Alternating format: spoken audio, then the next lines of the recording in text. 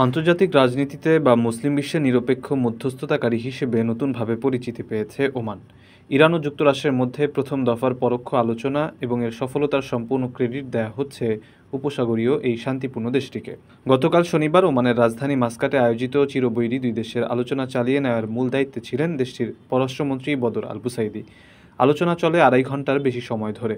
বৈঠক শেষে ইরান ও যুক্তরাষ্ট্রের প্রধান আলোচকরা ওমানি পররাষ্ট্রমন্ত্রীর সঙ্গে সংক্ষিপ্ত বৈঠক করেন এবং তারপর স্থান ত্যাগ করেন।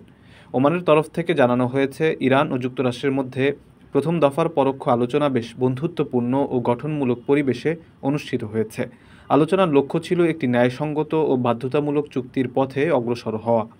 বদর আল বুসাইদি সামাজিক যোগাযোগ মাধ্যম এক্সে জানান, আলোচনার মূল বিষয় ছিল ইরানের শান্তিপূর্ণ পরমাণু কর্মসূচি ও তেহরানের উপর আরোপিত অবৈধ নিষেধাজ্ঞা প্রত্যাহার করা। আলোচনার মাধ্যমে এমন একটি চুক্তির পথ খুঁজে পাওয়ার চেষ্টা চলছে যা আঞ্চলিক ও বৈশ্বিক শান্তি, নিরাপত্তা এবং স্থিতিশীলতা অর্জনে সহায়ক হবে। তিনি আরও বলেন, ওমান এই প্রচেষ্টায় তার ভূমিকা অব্যাহত রাখবে এবং যে কোনো গঠনমূলক প্রক্রিয়ায় অবদান রাখতে প্রস্তুত আছে।